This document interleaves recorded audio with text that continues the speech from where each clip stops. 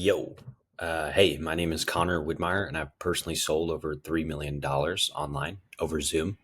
Now I'm a sales consultant, mostly for functional menopause clinics. So this is a quick story of how I helped increase sales by 40% for a menopause clinic.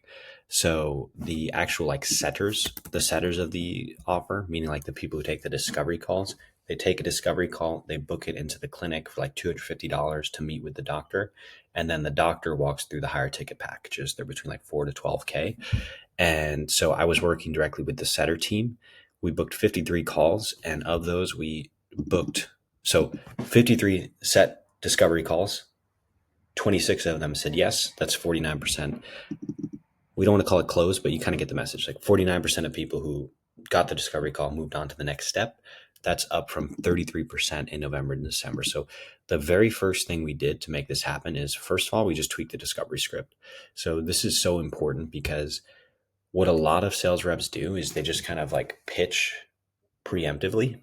But the thing about a pitch is that it's nothing without the context of who you're pitching and what their problem is.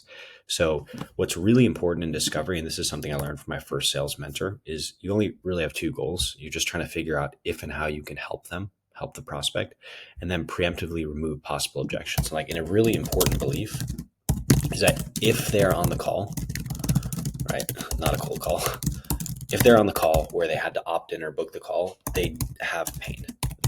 And even if they hide it. And the reason this is true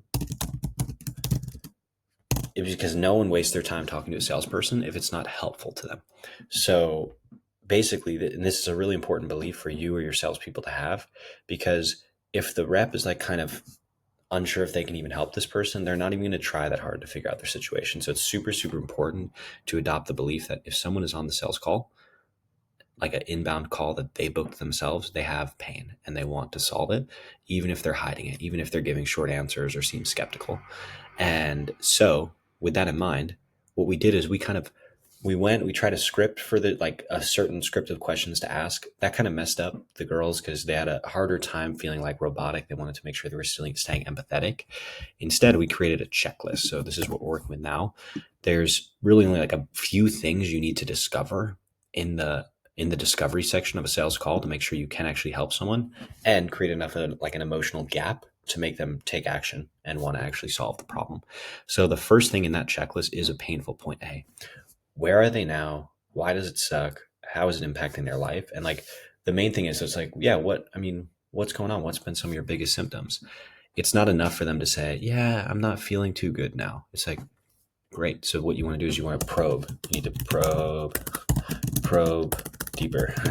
So it's like, you got to get a tangible detail. Oh, I totally hear you. When you say not feeling well, in what way? How do you mean that exactly?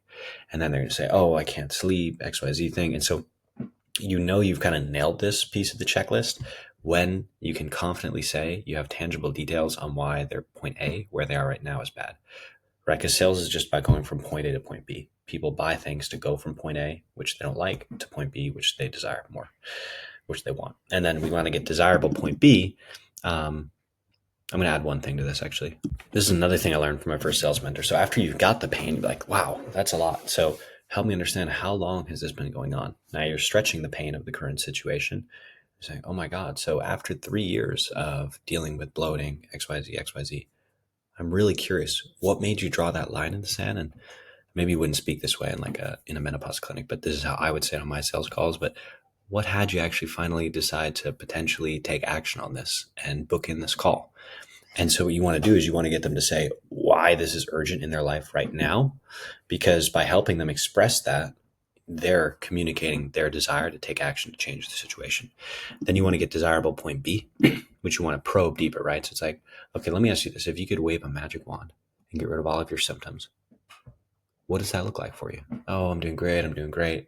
Really? Like, okay, so my relation with my husband would be better. Oh, tell me more about that, right? So get it tangible. Then we also want to understand, what have they tried in the past? Because when people have a problem, they've typically tried some things in the past, and some things have helped, some things haven't helped. And so you want to be able to position what you're selling and what you're offering as different than what they've tried in the past. And so you're going to ask them that, right? What have they tried in the past? Why didn't it work for them? and then make sure that when we're actually pitching, we can frame appropriately what we're offering as different than what they've tried in the past. And then also a very, very powerful thing is like, what happens if nothing changes? So it's like, this is the hardest one to get because it's extremely, not extreme, but it's challenging to ask this type of question without sounding super salesy, like you're trying to like, jab at them. But what you're trying to get them to say is that, look, the past 3 years have been this bad, the past 3 months. You need to help them understand that the current path they're on is the current path they're on.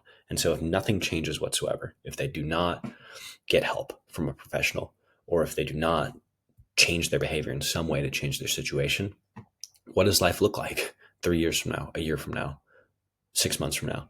And by getting them to imagine that, that can be a very, very powerful thing to say, you know what? I am not having that future and I'm going to have this desirable point A. So simply, I mean, this, first of all, like the people I'm working with are awesome. It is an amazing clinic and the girls who are working as the sales reps are doing fantastic, but simply kind of creating this understanding of what's going on at a high level in the discovery and why you need to ask questions before you pitch, we were able to increase the booking rate from 33 to 49%, which quick math is like 40% increase, right? Because 40% of 33 is like that 16. And yeah, super, super awesome. No, it was a little bit less, but wait, oh, so it's even more. It's like a 50% increase. Yeah, awesome. But they're crushing it. And it was really just like a little bit of changes in terms of the actual sales philosophy. So if you're selling something, if you're learning sales, I hope this is helpful for you. If you are a menopause clinic, feel free to send me a message. Maybe I can help potentially. And either way, I hope you have a great day. Thanks for watching. Bye-bye.